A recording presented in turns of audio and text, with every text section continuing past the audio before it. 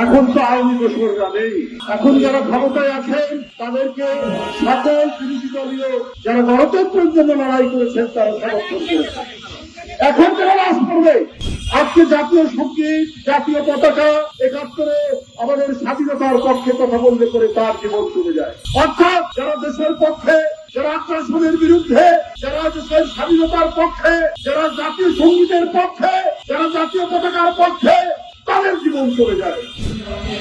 আমরা সবাই একটু শক্তিতে থাকতে চেয়েছি। বিশ্ববিদ্যালয়ের ক্যাম্পাসের শিক্ষক ছাত্ররা তারা নির্বিঘ্নে ক্লাসে যাবে, ক্লাস থেকে বের হবে, ক্যাম্পাসে অবস্থান করবে। এখন কেন বিশ্ববিদ্যালয়ের এই অরাজক পরিস্থিতি, এখন কিন্তু তরুণ চারটা ছাত্রের লাশ ক্যাম্পাসের মধ্যে পড়ছে, এখনো কারো রক্ত ঝরছে, এখনো কারো রক্তের আলপনা বিশ্ববিদ্যালয়ের ক্যাম্পাসের ভিতরে। বন্ধুরা আমার, এখন তো আওয়ামী দোসররা নেই। এখন যারা ক্ষমতায় আছেন তাদেরকে সকল বিরোধী দলীয় যারা গণতন্ত্রের জন্য লড়াই করেছেন তারা সমর্থন করেছেন। এখন যারা রাজ করবে, গত পরশুদিন রাত্রি 12টার সময় ছাত্রদল নেতা সাম্য এফ রহমান হলের ছাত্রদলের একটি সম্পাদকীয় পদে রয়েছে হলে দায়িত্ব প্রকাশের সম্পাদক। কি কারণ ছিল, কি অন্যায় করেছিল সাম্য? পুলিশ গ্রেপ্তার করেছেন ৩ জনকে, ৩ জন ভালো করে। আমার তো মনে হয় এর মধ্যে রাজনৈতিক কারণ আছে।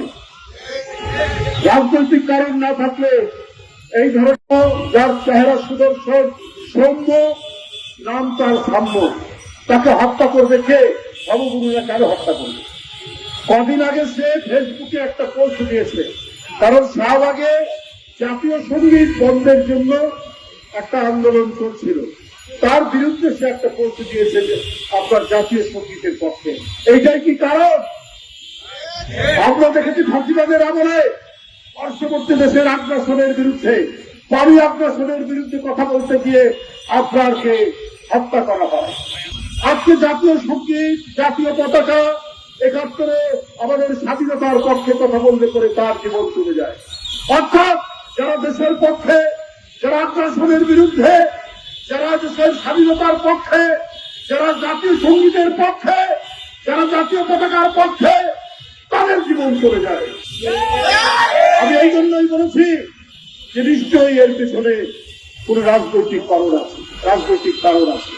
কারণ সে ফেসবুকে যারা আন্দোলন করছিলেন জাতীয় সঙ্গীত ইস্যুতে, তাদের বিরুদ্ধে তার একটা বার্তা ছিল। এটাই কি কারণ? আমি পুলিশ বিভাগকে বলবো ভালো করে খতিয়ে দেখুন। নবঘুরে গ্রেফতার করেছেন মানুষ, কিন্তু সব বিষয় সহজভাবে নেয় না। সহজভাবে নিত যদি এই ডিপার্টমেন্টটি সবসময় আপনার সত্য এবং ন্যায় অনুসন্ধান করে যথাযথ ব্যবস্থা নিত, কিন্তু সেইটা তারা নেননি। যেমন আপনার হত্যাকাণ্ডে নেননি, তেমনি আরো ঘটনায় নেননি। আজকে পরিবর্তিত পরিস্থিতি, হাসিনা নেই, দোসররা নেই, রক্তপাত হওয়ার কথা নয়, তারপরও জানুয়ারি মাসে এই বিশ্ববিদ্যালয়ে তোফাজ্জল নামে একজন যুবক, তাকে হত্যা করা হয়েছে। কেন? ক্যাম্পাস হবে শান্তি, ক্যাম্পাসে এইখানে থাকবে শান্তির পতাকা, এখানে থাকবে জলপাইয়ের পাতা, এখানে থাকবে সাদা পায়রার ছাপ উঠবে। সেই ক্যাম্পাস যেখানে শিক্ষা বিতরণ, শিক্ষা গ্রহণ, তারুণ্যের ঝলক, যারা এই শিক্ষা নেবে, সেইখানে কেন রক্তপাত? সেখানে এই গণতন্ত্র এবং ফাঁসিবাদের, গণতন্ত্রের বিজয় এবং ফাঁসিবাদের পতন, হাসিনার মতো নিষ্ঠুর নারী আর রাজ সিংহাসনে নেই, তারপর কেন ক্যাম্পাস হবে হিংসার অধিক্ষেত্র? তাহলে কেন ক্যাম্পাস হবে রক্তপাতের একটি জায়গা? এটা তো হওয়ার কথা নয়। আজকে ভাইস চ্যান্সেলর সাহেব আপনার কাছে গিয়েছিল ছাত্র দলের নেতারা বিচার চাইতে, কারণ বিশ্ববিদ্যালয়ের ছাত্র সাম্য মারা গেছে। আপনি বিরক্ত হয়েছেন, আপনি ক্ষুব্ধ হয়েছেন, আপনি তুই তোকারি করেছেন ছাত্র নেতাদেরকে। কেন ছাত্র নেতাদেরকে তুই তোকারি করেছেন? আপনি শুনতে চান না, কারণ সাম্য ছাত্র দল করে। আপনার রাজনৈতিক চিন্তা দর্শন কি আমরা জানি, আমরা ইতিমধ্যেই জেনে ফেলেছি। আপনি পছন্দ করেন না যারা জাতীয়তাবাদের পক্ষে ওখানে রাজনৈতিক দর্শন দিয়ে যারা ছাত্র সংগঠন করে। আপনার তো প্রথমে উচিত ছিল বেরিয়ে এসে সেই লাভ দেখা এবং এটার জন্য প্রয়োজনীয় যে কাজ করবেন। আপনি আর আপনার প্রক্টর দুইজনই আপনারা একটি আদর্শে বিশ্বাস করেন। আর বিশ্ববিদ্যালয়ের কর্তৃপক্ষ নদীর নদীর ওই যে কি বলে বালু অনেক সময় দখল নেয় না, সেই চর দখলের মতো যদি আপনারা কোন গ্যাংয়ের প্রধান হন তাহলে তো ওটা বিশ্ববিদ্যালয় বলা যাবে না। আপনাদের মাথায় যে দর্শন ওইটা ইমপ্লিমেন্ট করার জন্য কাজ করতে বাংলাদেশের অনেক বিশ্ববিদ্যালয়ে বর্তমান অন্তর্বর্তীকালীন সরকার এই ধরনের ভাইস চ্যান্সেলর নিয়োগ দিয়েছেন যারা এই কাজটি করছে। সবগুলো নয়, বেশ কয়েকটি।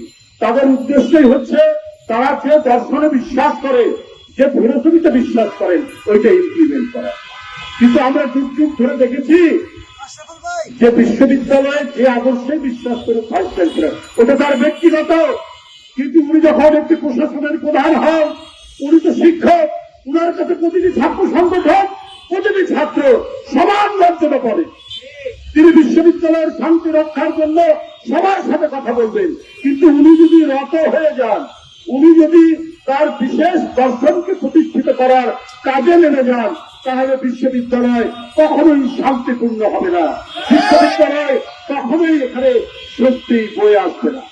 অন্তর্বর্তীকালীন সরকার, আপনার জানি না কাদের প্রতিনিধিত্ব করছে, আপনাদেরকে আমরাও সমর্থন করেছি, এখনো করে যাচ্ছি। কিন্তু এনসিপি যখন আপনাদের এই যমুনার দিকে যায়, প্রধান উপদেষ্টার বাসার দিকে, তখন তাদের সাদরে পালন করে।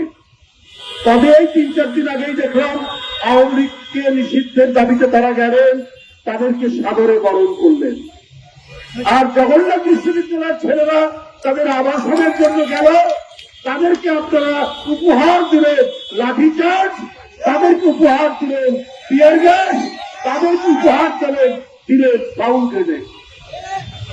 আপনি অন্তর্বর্তীকালীন সরকার আপনারা রয়েছেন, আপনারা কি সবাই সুশীল সমাজ, আপনারা কি সুশীল সমাজের লোক, জ্ঞানী গুণী ব্যক্তি, কিন্তু আপনাদের আচরণের মধ্যে এই দ্বিচারিতা কেন? আপনাদের আচরণের মধ্যে এই বিভাজন কেন? আজকে এই উপমহাদেশ অশান্তিতে ভরে উঠেছে, অনেক চক্রান্ত ষড়যন্ত্র চলছে, অনেক কিছু ঘটনা হচ্ছে। না তাকিয়েই এইখানে আপনাদের মতো করে দেশ চালাবেন। কিন্তু এই যে ফ্যাসিবাদের পতন হয়ে পালিয়ে গেছে, তাদেরকে মদত দেওয়ার অনেক শক্তি রয়েছে যারা দিচ্ছে। সুতরাং ডানে বামে সব দিকে তাকিয়ে যথাযথভাবে দেশ শাসন করুন, না হলে কেউ রক্ষা পাবেন না। কোন বিশেষ রাজনৈতিক দল বা কোন আদর্শকে প্রতিষ্ঠিত করতে গেলে আপনারা কিন্তু জনগণ করে ফেলবে।